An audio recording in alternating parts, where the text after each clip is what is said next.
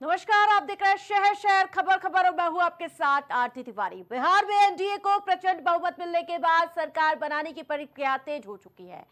बिहार विधानसभा चुनाव के नतीजे आने के कुछ ही घंटे बाद ही नीतीश कुमार ने मुख्यमंत्री पद से इस्तीफा दे दिया। हालांकि नीतीश कुमार के इस्तीफे के बाद राज्यपाल आरिफ मोहम्मद खान ने उनसे नई सरकार के गठन होने तक राज्य का कार्यवाहक मुख्यमंत्री बने रहने का आग्रह किया। इस्तीफे के बाद राजनीतिक गलियारों में कई तरह के सवाल उठने लगे। क्या इस बार नीतीश कुमार बिहार के मुख्यमंत्री बनेंगे या फिर नहीं? अगर नीतीश कुमार मुख्यमंत्री नहीं बनते तो क्या उनकी ही पार्टी से कोई मुख्यमंत्री बनेगा या फिर बीजेपी से कोई नेता सीएम बनेगा? और वो कौन से चेहरे हैं जो नीतीश कुमार के बाद सीएम फेस को लेकर चर्चाओं में हैं?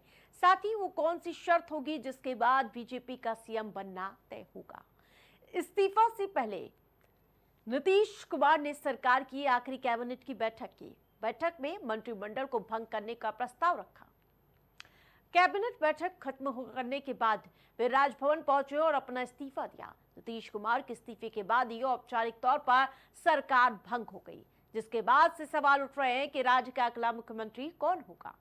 दरअसल सीएम को लेकर बीजेपी हाईकमान के तमाम नेता भले ही कई तरह की बातें कर रहे हों, लेकिन आधिकारिक तौर पर अभी तक किसी ने कुछ नहीं कहा है। चुनाव नतीजों में बीजेपी सबसे बड़ी पार्टी बनकर उभरी है और ऐसे में दावा ठोका जा रहा है कि बीजेपी अपना ही मुख्यमंत्री बना सकती है। इसके अलावा बीजेपी की तरफ से कौन से नाम हैं जिन पर चर्चाओं का बाजार गर्म है?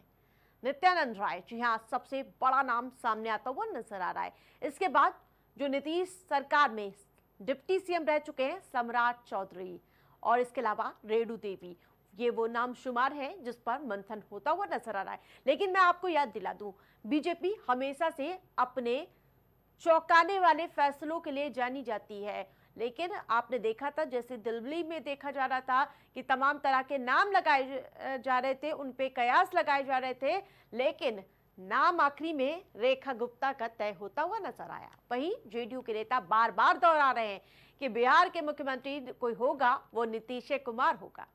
लेकिन बीजेपी के बड़े नेता विनोद तावड़े ने नतीजों के बाद ये कहकर सस्पेंस बढ़ा दिया कि गठबंधन के दल इस पर बैठकर चर्चा करेंगे कि सीएम कौन होगा। आपको याद दिला दूं, इसी तरह की बात गृह मंत्री अमित शाह ने भी कहा था कि विधायक दल के नेता ही चुनेंगे कि मुख्यमंत्री कौन होगा।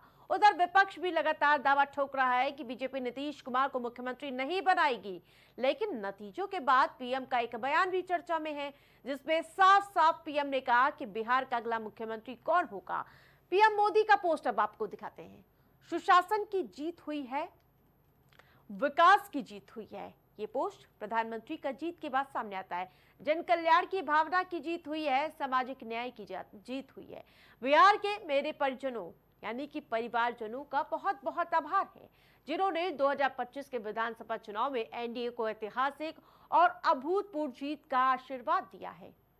ये प्रचंड जनादेश हमें जनता जनार्दन की सेवा करने और बिहार के लिए नए संकल्प के साथ काम करने की शक्ति प्रदान करेगा। यानी कि प्रधानमंत्री साफ तौर पर इशारा करते हुए नजर आ रहे हैं कि ये एक जीत एनडीए की जीत है और सब साथ मिलकर आगे बढ़ते हुए नजर आएंगे।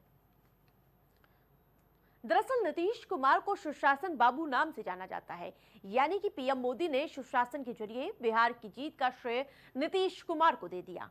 और ऐसे में नीतीश कुमार के फिर से सीएम बनने का रास्ता साफ दिखाई दे रहा है। अब आपको बताएंगे कब कब नीतीश कुमार ने शपथ ली है। जी हाँ, पहली बार 3 मार्च 2000 वो तारीख है जब पहली बार नीतीश कुमार ने शपथ ली थी। उनका कार्यकाल 10 मार्च 2000 तक रहा। दूसरी बार 24 नवंबर 2005 और उनका कार्यकाल 25 नवंबर 2010 रहा। और तीसरी बार आपको बताते चले 26 नवंबर 2010 को वो फिर से मुख्यमंत्री पद की शपथ लेते हैं। लेकिन उसके बाद 19 मई 2014 को वो एक बार फिर से, जो आपको बताते कि उनका कार्यकाल समाप्त हो जाता है। चौथी बार 22 फरवरी 2015 और 19 नवंबर 2015 तक के इनका वो कार्यकाल चलता है, जब वो चौथी बार मुख्यमंत्री की शपथ लेते हैं। पांचवी बार एक बार फिर से वो बिहार के मुख्यमंत्री पद थे 20 नवंबर 2015, जो कि 26 जुलाई 2017 तक उनका कार्यकाल चलता है। इसी प्रकार छठी बार 27 जुलाई 2017 से 12 नवंबर 2020 तक, सातवीं बार 16 नवंबर 2020 से लेकर 9 अगस्त 2022 तक वो 8वीं बार मुख्यमंत्री रहते हैं। और जिस प्रकार से 10 अगस्त 2022 से लेकर 28 जनवरी 2024 तक के उनका कार्यकाल चलता है, और 9वीं बार 28 जनवरी 2024 से लेकर वर्तमान तक। लेकिन 10वीं बार क्या नीतीश कुमार मुख्यमंत्री पद की शपथ लेंगे, वो देखने वाली बात होगी।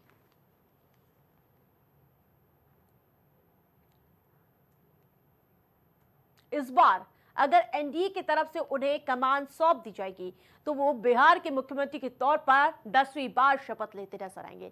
नीतीश की 10वीं बार सीएम की शपथ लेकर एक नया रिकॉर्ड भी बन जाएगा। इसी साथ देश भर में अब तक हिमाचल प्रदेश के मुख्यमंत्री वीरभद्र सिंह 6 बार सीएम की पद की शपथ ले चुके हैं। बहरहाल बिहार में शायद ही कोई नेता इतने उतार चढ़ाव से गुजरा हो। कभी सुशासन वाले फैसलों से लोगों का दिल जीता, कभी गठबंधन बदलने से चर्चाओं में वो रहे, लेकिन एक चीज लगातार रही, बिहार की राजनीति में नीतीश कुमार हमेशा मेन कैरेक्टर में नजर आए। अब देखने वाली बात तो ये होगी कि आगे की राजनीति का रास्ता उन्हें कहां ले जाता है। क्या वो 10वीं बार सीएम की कुर्सी तक पहुंचेंगे, और क्या आगे की रणनीति बिहार की होगी, वो देखने वाली बात होगी।